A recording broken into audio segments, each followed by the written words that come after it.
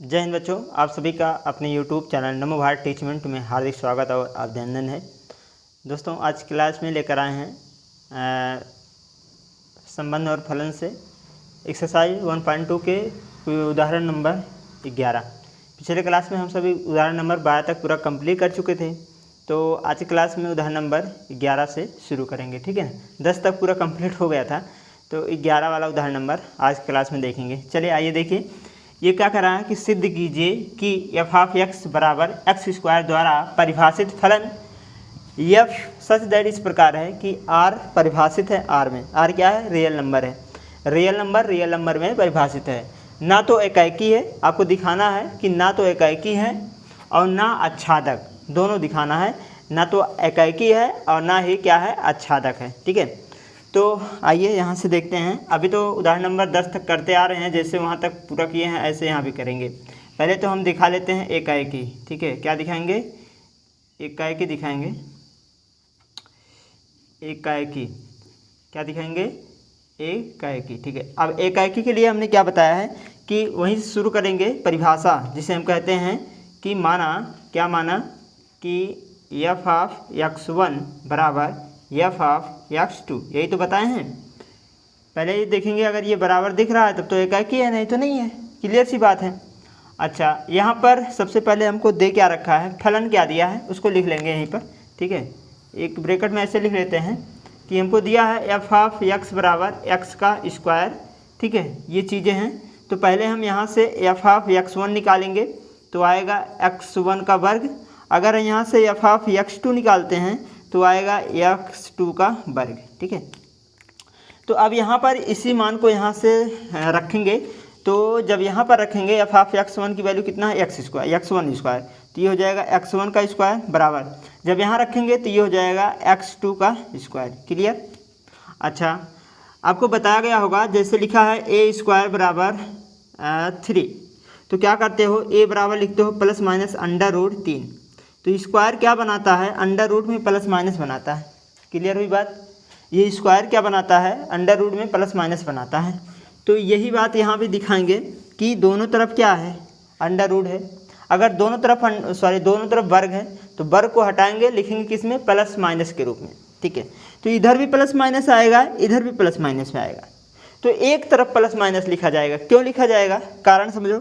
जैसे कोई चीज़ें लिखा है प्लस माइनस एक्स बराबर प्लस माइनस एक्स। अच्छा, इसको हम किस प्रकार से दिखा सकते हैं? तो 4 कंडीशन हो सकते हैं कुल मिलाकर। देखिए, या तो दोनों क्या हो? माइनस में हो, या तो दोनों क्या हो? प्लस में हो, या तो एक माइनस में हो। ठीक है, एक क्या हो? माइनस में। यहाँ x1 y1 है, x2 यहाँ x1। ठीक है, ये 1 ये 2। इसको इस प्रकार से लिख सकते हैं, या फिर हम इसको इस प्रकार से लिख सकते हैं। ठीक है, 4 कंडीशन बनेगा, दोनों माइनस दोनों प्लस, एक माइनस दूसरा प्लस, एक प्लस दूसरा माइनस। अच्छा, इन दोनों का मतलब एक ही तो है। कहो कैसे? माइनस माइनस काट दोगे तो प्लस आएगा, तो ये दोनों काम एक ही है। अच्छा, ये भी दोनों एक ही काम है। क्यों? क्योंकि चाहे माइनस इधर लगाओ चाहे माइनस इधर लगाओ, वैल्यू तो एक ही माना जाएगा। तो इन दोनों का जो मेन कंडीशन बन रहा है वो प्लस माइनस के रूप में ही बना रहा। तो इसका मतलब एक तरफ प्लस माइनस लगा दीजिए तो बात क्लियर रहेगी। तो चाहे आप दोनों तरफ प्लस माइनस करिए चाहे एक तरफ, दोनों बातें एक ही हैं। तो अगर यहाँ से हम इसको रखें तो माइनस, अगर वर्ग को हटाएं तो ये आ जाएगा x1 बराबर प्लस माइनस x2। अब प्लस माइनस इधर भी लगा सकते हैं, कोई इसमें दिक्कत वाली बात नहीं है। ठीक है, तो ये बात समझ में आ गई। अच्छा, अब बताओ यहाँ से क्या x1 बराबर है x2 के? बात को समझिएगा, क्या x1 बराबर है x2 के? तो अगर बराबर है तो यहाँ से देख लेते हैं। ठीक है, अच्छा, तो चलिए कुछ मान के दिखाते हैं। मान लेते हैं कि यदि हमने क्या माना, मान लेते हैं कि जो x1 है, x1 मान लेते हैं x1 बराबर है 2 के। ठीक है, x1 हमने क्या माना? 2 है। तो बताओ एफ ऑफ x2 कितना आएगा? एफ ऑफ x2 कितना आएगा? यहीं रखो, देखिए यहाँ पर आपको दे रखा ना, तो हमने x बराबर x1 बराबर क्या माना? 2 माना। तो एफ ऑफ x2 क्या आ जाएगा? यहाँ से एफ ऑफ एक्स टू का इतना आ जाएगा, 2 का वर्ग करो कितना आएगा 4 आएगा। क्लियर हुई बात। अच्छा अगर हम एफ ऑफ एक्स टू बराबर -2 मान लें तो बताओ कि एफ ऑफ एक्स -2 बराबर कितना आ जाएगा, 2 का वर्ग करोगे 4 ही आएगा। ठीक है, कैसे नहीं समझ में आया, तो 2 का वर्ग करोगे भैया तो आएगा 4 और यहाँ -2 का वर्ग करोगे तो आएगा कितना 4। अब हमको ये बता दो कि एक बार x बराबर 2 रखा, देखो यहाँ से यहाँ समझिएगा, ये रियल नंबर है, ये भी रियल नंबर है। हमने एक बार x बराबर 2 लिया x1 बराबर, और एक बार x बराबर -2 लिया, लेकिन दोनों का मान कितना आ रहा है y में 4 4 आ रहा, तो दोनों एक से कनेक्ट हो रहे हैं 4 से। और जब इसमें से जाकर इस वाले में मतलब प्रांत वाला 2 लोग जाकर सहप्रांत से किसी एक से फलन बना लेते हैं तो वहाँ पर एकाएकी नहीं होता है, बल्कि क्या होता है, एकाएकी नहीं होता है, मतलब बहु एकाएकी बन जाता है। ठीक है, बात को समझ में आ गई होगी कि इसके मतलब यह सही नहीं है, मतलब ये इसके बराबर नहीं हो सकता। तो ये कंडीशन हमने यहाँ पर दे दिया है कि अगर x1 बराबर 2 तो एफ ऑफ x2 बराबर 4 आ रहा है, अगर x2 बराबर -2 तो यहाँ से यहाँ तो लिख देते हैं। ठीक है, तो यहाँ भी तो लिख देते हैं ताकि कोई दिक्कत ना हो। तो एफ ऑफ एक्स -2 बराबर कितना हो जाएगा, ये भी 4 आ जाएगा, मतलब 2 अलग अलग मान के लिए एक मान आ रहे हैं, 2 अलग अलग प्रांत के लिए सह प्रांत में एक मान आ रहे हैं, मतलब 2 अलग अलग का प्रतिबिंब एक में बन रहा है, तो वहाँ पर एकाएकी नहीं होता है, बहु एकाएकी होता है। ठीक है, तो यह क्या है, एकाएकी नहीं है। ठीक, बात समझ में आ गई होगी, तो इसको अब मिटा देते हैं ना। ठीक है, चलिए तो यहाँ पर लिखेंगे कि थोड़ा से यहाँ ठीक है, तो लिख लेंगे कि अतः यह नीचे नहीं दिख रहा होगा तो आप बोल दिए हैं, लिख रहे हैं। ठीक है, अतः यह एकाएकी नहीं है, एकाएकी नहीं है। क्लियर हुआ बात, यह एकाएकी नहीं है ना। अगर एकाएकी नहीं है तो क्लियर है, वही आपको सिद्ध करने के लिए बोला है कि ना तो एकाएकी है तो एकाएकी नहीं है। अच्छा अब बचा आच्छादक चेक कर लेते हैं। आच्छादक है कि नहीं है, आच्छादक फलन, इसके लिए भी चेक करेंगे। अच्छा आच्छादक के लिए कैसे चेक करेंगे, पहले तो हम थोड़ा सा समझ लेते हैं। देखिए कैसे, जैसे मान लीजिए ये n है, सॉरी r है ना, r से r में परिभाषित है, तो ये भी क्या है, r है, यहाँ से r में परिभाषित है एफ ऑफ एक्स बराबर x स्क्वायर के। ठीक है, क्लियर हुआ बात। अच्छा ये है 1, अच्छा सब r है, रियल नंबर 0 1 2 3 4 ऐसे तो होते हैं, -1 -2 -3 0 1 2 3 4 -1 -2 -3 ऐसे तो होता है ना, रियल नंबर है क्योंकि r से r में परिभाषित है, क्योंकि रियल नंबर है इसलिए सभी संख्याएं होंगे 0 प्लस माइनस है। अच्छा यहाँ फलन क्या दे रखा है, एफ ऑफ एक्स बराबर एक्स स्क्वायर दे रखा है ना। ठीक, क्लियर हुआ बात। अच्छा अगर यहाँ पे एफ ऑफ एक्स हम -1 रखें, ठीक है, अगर एफ ऑफ एक्स हम -1 रखें तो बताओ यहाँ से एक्स स्क्वायर कितना बनेगा, -1 का स्क्वायर मतलब क्या बनेगा, 1 बनेगा। ठीक है, प्लस बनेगा। क्लियर ही बात। अब आगे समझो, अगर हम एफ ऑफ एक्स बराबर, एफ ऑफ एक्स क्या है, वाई तो है, ठीक है, वाई ही है। अगर हम x बराबर -3 रखें तो बताओ यहाँ से -3 का वर्ग करोगे कितना आएगा, 9 आएगा।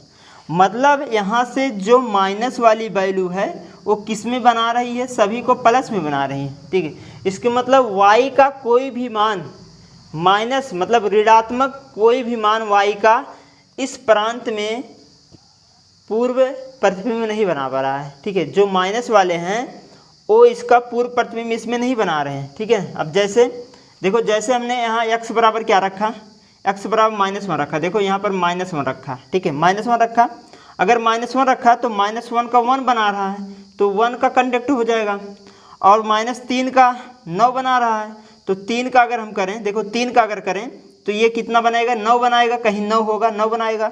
अगर एफ ऑफ हमने -2 रखा तो 2 का वर्ग 4 होता, +4 आएगा, तो -2 जो बनाएगा किससे बनाएगा, 4 से बनाएगा, इससे बनाएगा।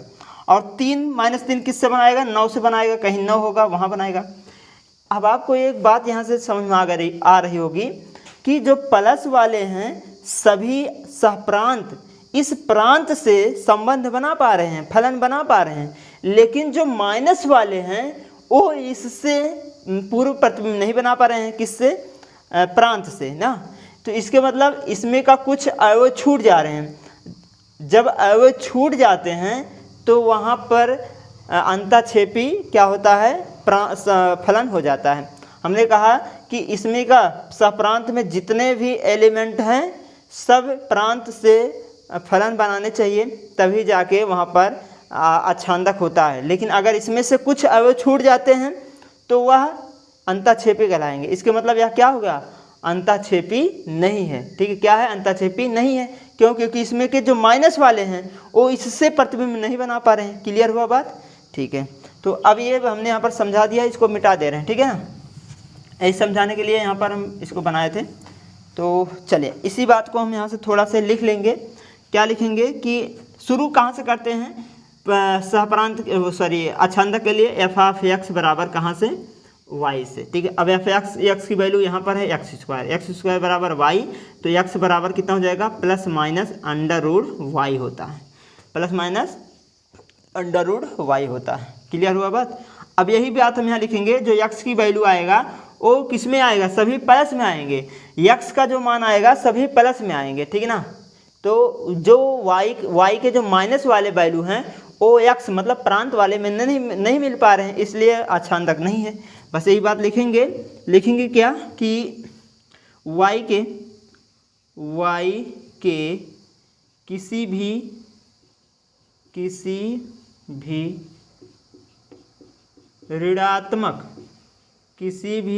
ऋणात्मक मान के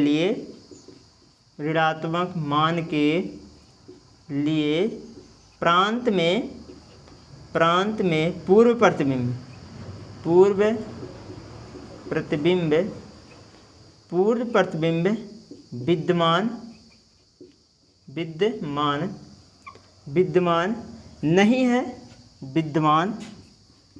नहीं है, अतः यह अच्छांदक नहीं है।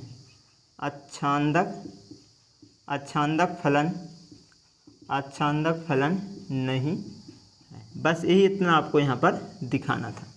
ठीक है, तो हमें आशा है कि आपको बढ़िया से समझ आ गया हो बच्चों। चलिए अगला उदाहरण देखते हैं, उदाहरण नंबर 12। तो अगला उदाहरण है बच्चों उदाहरण नंबर 12। आइए देखिए ये क्या कह रहा है कि सिद्ध कीजिए कि फलन एफ सच दैट परिभाषित है एन से एन में। एन क्या है? रियल नंबर है। रियल नंबर से रियल नंबर में फलन क्या है? परिभाषित है। एकाकी तथा अच्छांदक है। एकाकी तथा अच्छांदक है, ये हमको दिखाना है। एकांकी भी है, अच्छांदक भी है, ये दिखाना है। हमारे पास फलन एफ ऑफ एक्स कैसा है? एक बार एक्स प्लस 1 यदि सम हो और एक बार एक्स माइनस 1 यदि ये विषम है। एक्स प्लस 1 विषम है, एक्स माइनस 1 यदि सम है। दोनों के लिए हमको यहाँ पर दिखाना है। ठीक है, अच्छा तो पहले तो हम यहाँ पर थोड़ा से समझ लेते हैं, जैसे न्यूमेरिकल के आधार पर समझ लेते हैं। जैसे समझिए ये हमारे पास एक समुच्चय है एन और दूसरा भी समुच्चय है एन। ठीक है, रियल नंबर का समुच्चय है। रियल नंबर में क्या होते हैं? 1 2 3 4 5 यही तो होते हैं। प्राकृत संख्या है, रियल नंबर नहीं, प्राकृत संख्या 1 2 3 4 5। ठीक है, हमारे पास फंक्शन क्या है? एक तो है सम के लिए x प्लस 1 है ना, सम के लिए है, जो सम के लिए है x प्लस 1 और जो विषम है, ठीक है, जो विषम है उसके लिए दिया है x माइनस विषम के लिए x माइनस 1 ठीक है, जो विषम है x प्लस 1 है, जो सम है x माइनस 1 है। ठीक है, अच्छा यहाँ से देखिएगा किससे फलन बना रहे हैं, समझिए। देखा, जैसे अगर हम x बराबर 1 मान ले, x बराबर अगर हम 1 मान ले, ठीक है, तो बताओ सम के लिए क्या आएगा? सम के लिए क्या आएगा? यहाँ से अगर x बराबर 1 मान ले तो x माइनस 1 बराबर, ठीक है। थोड़ा से यहाँ से देखेंगे कि अगर हम क्या करें सम के लिए ना, अगर हम x बराबर जैसे मान लेते हैं 2 है, तो x बराबर यहाँ से कितना आएगा? ठीक है, यहाँ जो सम आएगा वो कितना आएगा? 2 माइनस 1 रखेंगे तो कितना आएगा? 1 आएगा। ठीक है, क्लियर हुआ बात? ये सम है, ये विषम है।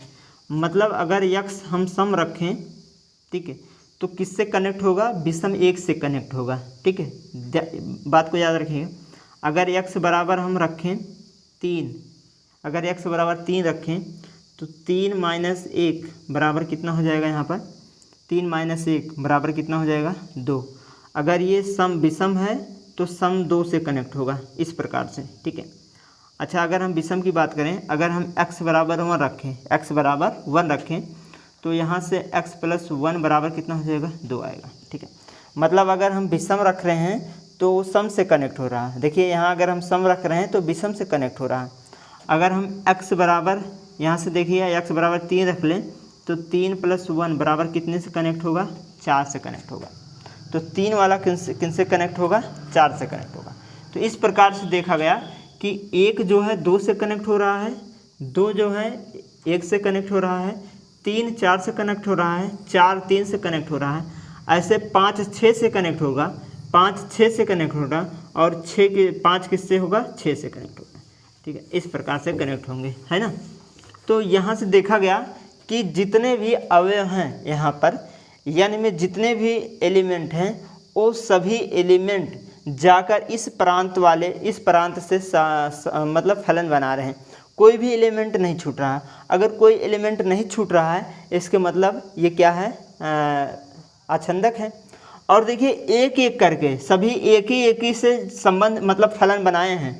जो फलन बना रहे हैं सभी एक एक लोग से फलन बना रहे हैं। तो जितने लोग हैं सभी ये जो प्रांत है इस सहप्रांत में एक एक से फलन बना रहे हैं। मतलब इसका सभी का प्रतिबिंब एक ही प्रतिबिंब है। तो यहाँ पर क्या होगा, एकाएकी होगा। ठीक है, तो अगर यहीं से किसी 2 का प्रतिबिंब 1 में बन जाता तो यहाँ पर बहुगकी बन जाता। तो यहाँ पर क्या है, एकाएकी भी है और क्या है, अच्छांदक भी है। ठीक है, तो इसी बात को यहाँ पर कैसे दर्शाएंगे आइए देखते हैं। तो समझिए पहले तो यहाँ पर सलूशन कैसे हल करेंगे। पहले तो एकाएकी के लिए एकाएकी, ठीक है। अच्छा एकाएकी के लिए यहाँ पर 4 कंडीशन वैसे बन जाता है। कैसे, क्योंकि प्लस एक बार विषम है एक बार सम है, सम विषम के लिए ना, और 2 वैल्यू है, एक x1 है एक x2 हो जाएगा, क्योंकि डिफिनीशन में x1 बराबर x2 के होना चाहिए। ठीक है, तो 3 देखिए यहाँ पर 4 कंडीशन बनेगा। पहला केस लिख देते हैं ना, केस। फर्स्ट केस ये है कि दोनों कैसा हो, मतलब x1 x2 सम हो। कैसे हो, सम हो। अच्छा अगर x1 और x2 दोनों सम हो तो देखते हैं क्या होता है।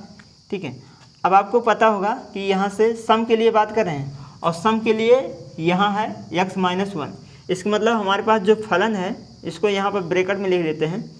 f ऑफ x बराबर है सम के लिए x माइनस 1 है। तो पहले हम f ऑफ x1 लिखेंगे जो कि आएगा x1 माइनस 1। अगर f ऑफ x2 लिखते हैं तो आएगा x2 माइनस 1। ये बात क्लियर हुआ। ये तो वैल्यू निकालना पड़ेगा क्योंकि हमको पता है कि मान लेते हैं कि हमने क्या माना कि f ऑफ x1 बराबर है f ऑफ x2 के। अगर ये बराबर आता है तो एक अंकी है, परिभाषा आपको पता होना चाहिए। तो यहाँ से देखेंगे कि f ऑफ x1 कितना है, f ऑफ x1 कितना है, x1 माइनस 1 है, बराबर ये है x2 माइनस 1। अब माइनस 1 दोनों तरह जो कैंसिल हो जाएगा तो आएगा x1 बराबर x2। तो इसका मतलब यह क्या हो रहा है, x1 x2 बराबर है तो अतः एकाएकी है, अतः एकाएकी है। ठीक है, चलिए एक तो केस सही हो गया। दूसरा केस देते हैं, सेकंड वाला केस। ठीक है, केस नंबर 2। अच्छा दूसरा केस क्या है, दूसरा केस में देखेंगे कि x1 कामा x2 दोनों कैसे हों, विषम हो, दोनों विषम हो, दोनों कैसे हों, विषम हो। अगर दोनों विषम हैं तो यहाँ पर जो हमारे पास मान आएगा विषम के लिए, हमारे पास फलन क्या है f ऑफ x बराबर विषम के लिए, यहाँ पर विषम के लिए है x प्लस 1 है। तो x प्लस 1 क्या है, विषम है। तो विषम के लिए पहले तो f ऑफ x1 निकाल लीजिए तो आएगा x1 प्लस 1, और f ऑफ x2 निकालेंगे तो आएगा x2 प्लस 1। अब यहीं पर रखेंगे, सबसे पहले मान के काम करेंगे। क्या माना कि हमने मान लिया कि f ऑफ x1 बराबर है एफ ऑफ x2 के, और एफ ऑफ x1 की वैल्यू कितना है x1 प्लस 1, x1 प्लस 1 बराबर एफ ऑफ x2 की वैल्यू कितना है x2 प्लस 1। ठीक है, अब 1 1 दोनों तरफ कैंसिल हो जाएगा क्योंकि प्लस है, उधर आएगा तो माइनस बन जाएगा, कैंसिल हो जाएगा, आएगा x1 बराबर x2। तो इस केस में भी x1 और x2 बराबर आ रहा है, इसके मतलब अतः क्या है, फलन है, अतः एकाएकी है, अतः एकाएकी, अतः एकाएकी है। ठीक है, तो ये है लिखने का तरीका। अगर आप किताबी भाषा लिखते हैं तो बहुत लेंदी चला जाएगा, इसलिए हमने इसको पॉइंट पॉइंट में लिखा है, आप यहाँ से ध्यान से समझ सकते हैं। तो इसको मिटा दे रहे हैं, इसको थोड़ा समझाने के लिए बताए थे, इसको हम मिटा दे रहे हैं। ठीक है, अच्छा ये तो दो कोई केस हो गया। अच्छा अगर हम केस तीसरा देखें, थर्ड केस, तीसरा केस में देखें कि x1 सम और x2 विषम हो, तब क्या बनेगा। इस केस में देख लेते हैं कि x1 सम हो और x2 कैसा हो, विषम हो। तो इस केस में अगर देखें हैं तो यहाँ से पहले तो वैल्यू निकाल लेते हैं, एफ ऑफ एक्स क्या है हमारे लिए, सम के लिए क्या है, सम के लिए, अच्छा हम डायरेक्ट लिख दे रहे हैं, ज़्यादा यहाँ पर 3-5 करने की जरूरत नहीं है। ठीक है, डायरेक्ट लिख दे रहे हैं। अगर इसको हम डायरेक्ट लिखें तो यहाँ से देखेंगे, हमको पता है कि एफ ऑफ x1 बराबर होता है एफ ऑफ x2 के। ठीक है, अब पहला तो x1 सम बोल रहा है और सम के लिए क्या है, x-1 है, तो ये हो जाएगा x1 - 1 क्योंकि x1 निकालना है, और x2 क्या है, विषम है, और विषम के लिए x + 1 है, तो ये हो जाएगा x2 + 1। अच्छा यहाँ से x1 और -x2 बराबर कितना आएगा, 1 1 2 हो जाएगा, है कि नहीं। क्या यह सही है, यह असंभव है, यहाँ क्या है, यह असंभव, यह कैसा है, असंभव है। अगर यह असंभव है, ठीक है, यह कैसा है, असंभव है, इसका मतलब यह मानना गलत है कि सम और विषम दोनों बराबर हों, सम और विषम कभी बराबर नहीं हो सकते। यह मानना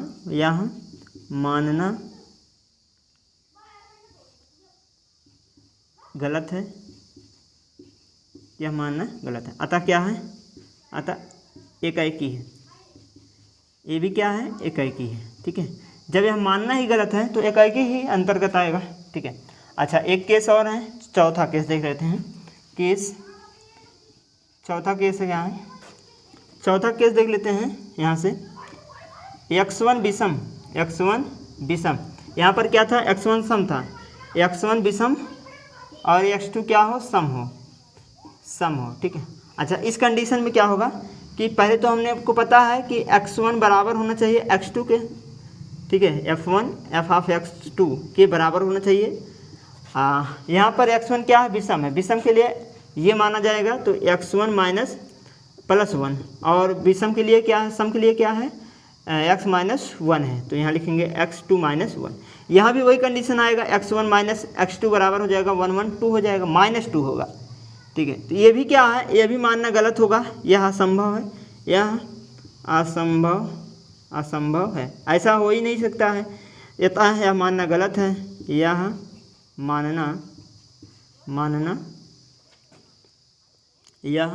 मानना गलत है। ठीक है, अतः एकाएकी है, ठीक है, तो सभी केस में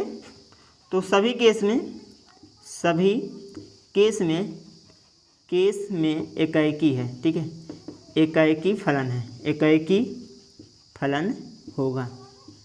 तो यहाँ ये करना था, क्योंकि यहाँ पर विषम और सम दे रखा था ना, दो कंडीशन बन रहे, तो इस प्रकार से हम चेक करेंगे। ठीक है, तो ये था एकाएकी। अभी तो इसमें दिखाना है आच्छादक है कि नहीं, तो इसके लिए इसको मिटा देते हैं, स्पेस नहीं है। ठीक है, तो इसको मिटा ही देते हैं।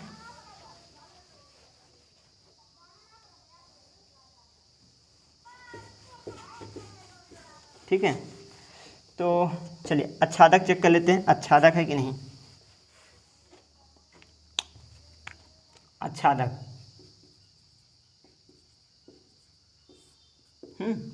चलिए आच्छादक के लिए क्या करना है,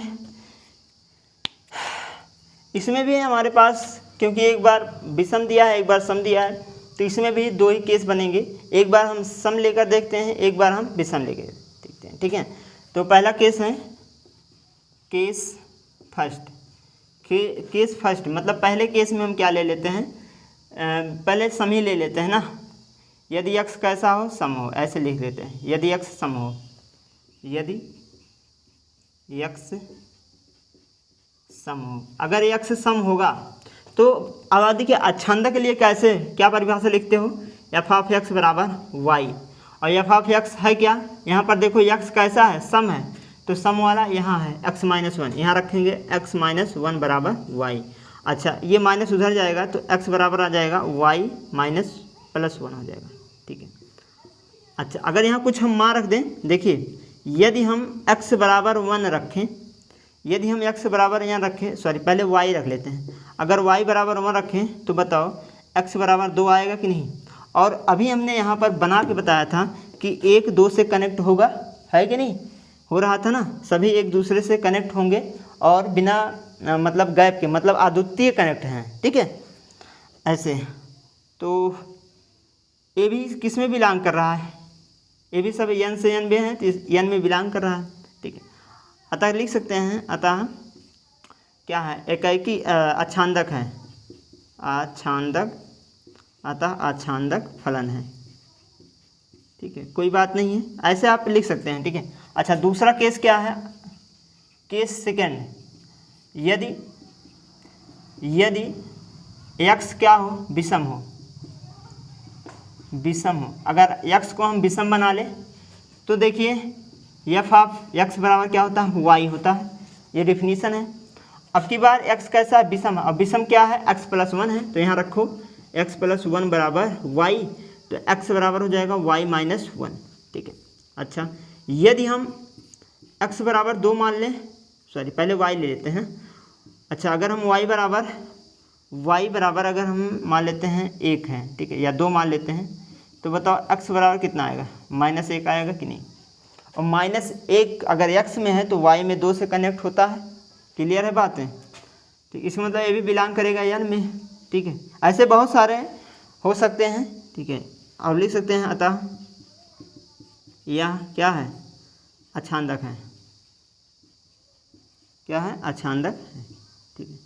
तो इस प्रकार से हम इसको क्या कर सकते हैं, लिख सकते हैं, क्लियर हुआ बात। तो यहाँ से लिख सकते हैं कि y के प्रत्येक मान के लिए प्रांत में डायरेक्ट लिख सकते हैं, अगर ये सब ना लिखना चाहें तो डायरेक्ट आप लिख सकते हैं कि y के प्रत्येक मान के लिए, y के प्रत्येक मान के लिए, y के प्रत्येक मान के लिए प्रांत में पूर्व प्रतिबिंब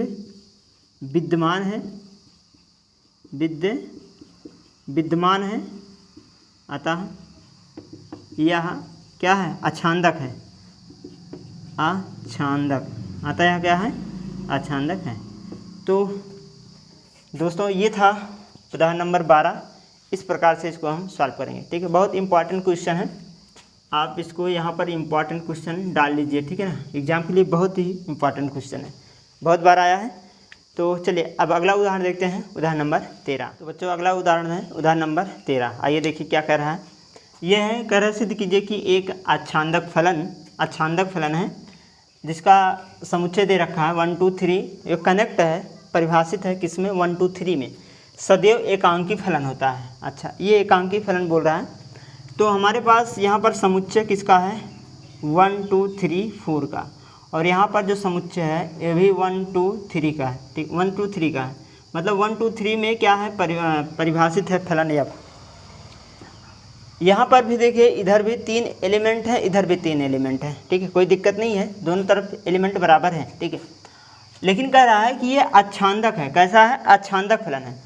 अब अच्छांदक फलन क्या होते हैं कि ये सभी इधर से, मतलब जितने इसमें एलिमेंट हैं इनका पूर्व प्रतिबिंब इसमें मिलना चाहिए, एक भी छूटना नहीं चाहिए। तो इसका मतलब क्या हुआ कि ये इससे कनेक्ट होगा, ठीक है, और ये इससे कनेक्ट होगा, और ये किसी और से कनेक्ट होगा। अच्छा यहाँ से अगर हम किसी और से कनेक्ट करवा दें तो ये फलन ही नहीं बनेगा, इसका मतलब ये गलत मान जाएगा। तो इसका कहने का मतलब ये हुआ, इसका जितने भी एलिमेंट है एक ना एक से क्या है, कनेक्ट है। अब आप देख सकते हैं कि इसके बनाने के तरीके से पता चल रहा है कि अगर यहाँ से दो लोग को किसी एक से कनेक्ट कर दिया जाए तो यह फलन में नहीं आ रहा। इसका मतलब होगा एक एक लोग से कनेक्ट ही हो पाएंगे, इससे ज़्यादा नहीं कनेक्ट कर सकते, हो ही नहीं सकता। इसका मतलब तीनों एलिमेंट तीनों लोग से कनेक्ट हैं। अगर तीनों से कनेक्ट है इसका मतलब एकाएकी है, क्योंकि यहाँ से दो लोग एक से कनेक्ट नहीं है। तो अगर दो लोग जाकर या तीन लोग जाकर किसी एक से कनेक्ट हो जाते हैं तो एकाएकी बन जाता है।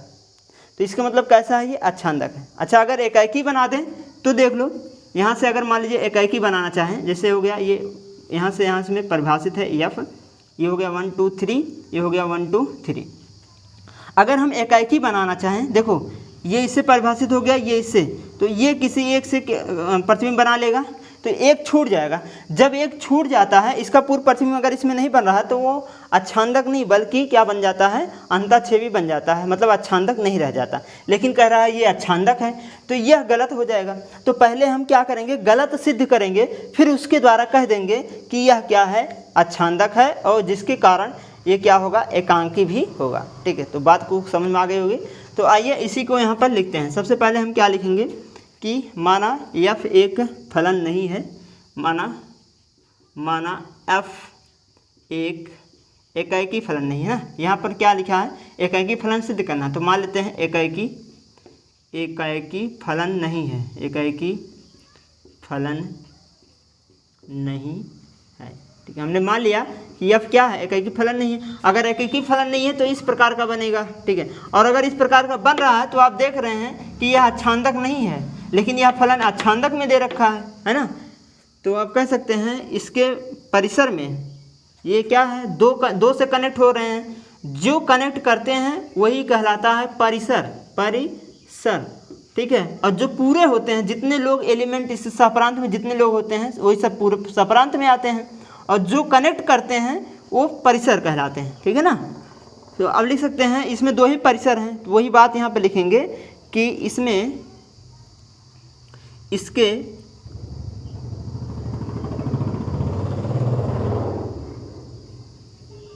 परिसर में अवयव की संख्या अवयव की संख्या कितना है, 2 है ना। अवयव की संख्या, 2 ही लोग कनेक्ट हो रहे हैं, 1 2। ठीक है, अवयव की संख्या कितना है, 1 और 2 है। ठीक है,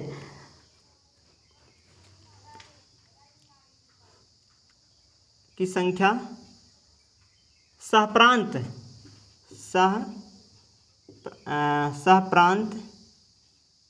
में, प्रांत लिखेंगे, हाँ, प्रांत में अवयव की संख्या के अवयव की संख्या कितना है प्रांत में, 1 2 3 के बराबर नहीं है।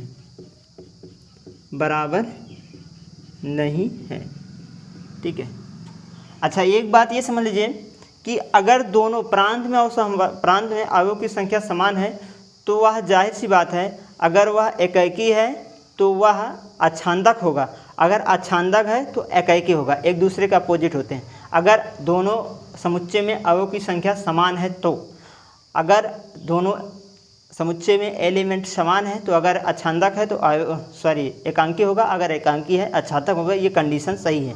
ठीक है, इसको दिमाग में बैठा लो। तो कैसा होगा, ये दोनों बराबर नहीं है। कैसा है, बराबर नहीं है। जब बराबर नहीं है तो हम कह सकते हैं अतः फलन अच्छांदक नहीं है, अतः फलन अच्छांदक नहीं है, अच्छांदक नहीं है। क्लियर हुआ। अगर फलन अच्छांदक नहीं है तो ये तो हमने नहीं सिद्ध किया, मतलब इसका विरोधाभास सिद्ध किया। अब इसके द्वारा कहेंगे कि यह कैसा है, अच्छांदक है, एकांकी है। ठीक है, तो अब लिखेंगे कि दिए गए अच्छांदक फलन की विरोधाभास, ये दिए गए अच्छांदक फलन की विरोधाभास है,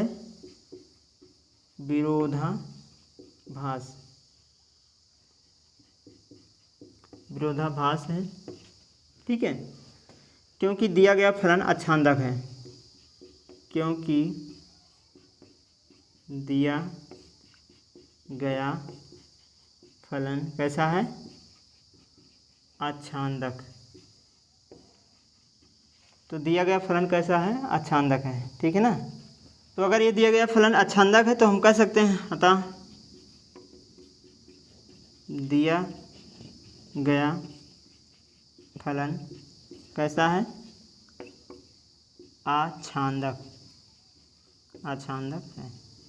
बस दोस्तों इतना ही काम यहाँ पर करना है, बहुत ज़्यादा कुछ नहीं करना है, ठीक है। इतना ही आपको यहाँ पर लिखने की ज़रूरत है। तो ये था उदाहरण नंबर 13।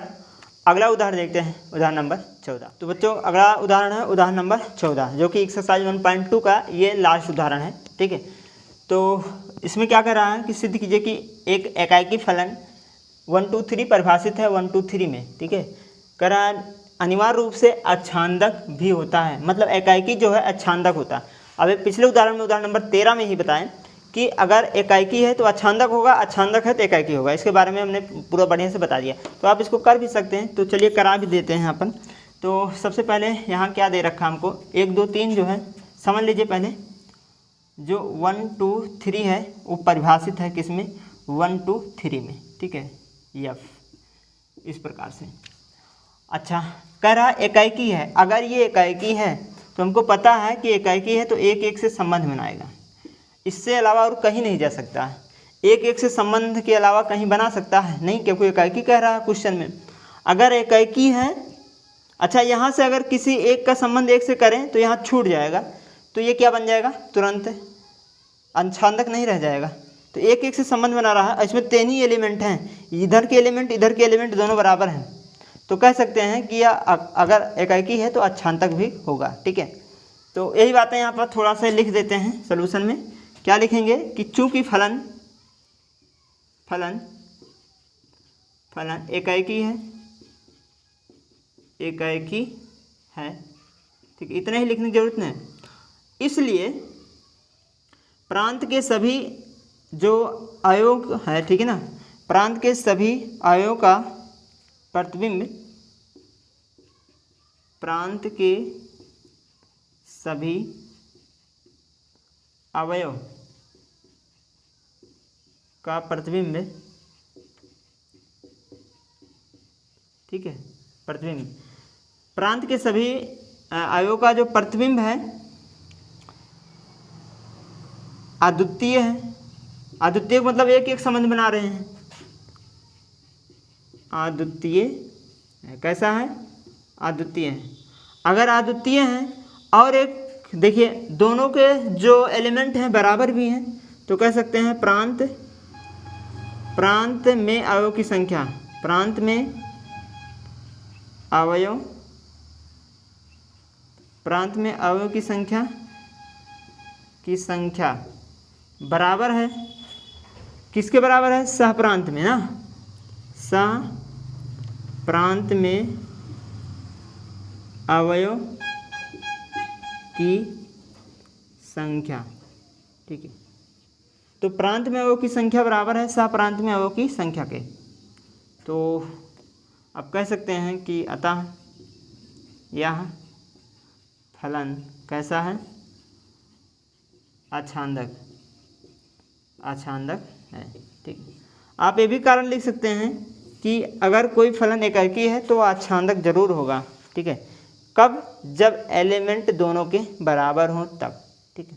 तो यही बात हमने यहाँ पर लिख दी है। तो हम आशा करेंगे आपको ये सभी उदाहरण समझ में आ गई होगी। तो बच्चों आज की क्लास बस यहीं तक। अगर ये क्लास आपको अच्छा लगा हो तो एक बार लाइक कर दीजिए, सब्सक्राइब कर दीजिए और शेयर कर दीजिएगा। और कमेंट में अगर कोई क्वेश्चन में डाउट है तो कमेंट करके आप ज़रूर पूछिएगा। तो जय हिंद बच्चों, धन्यवाद।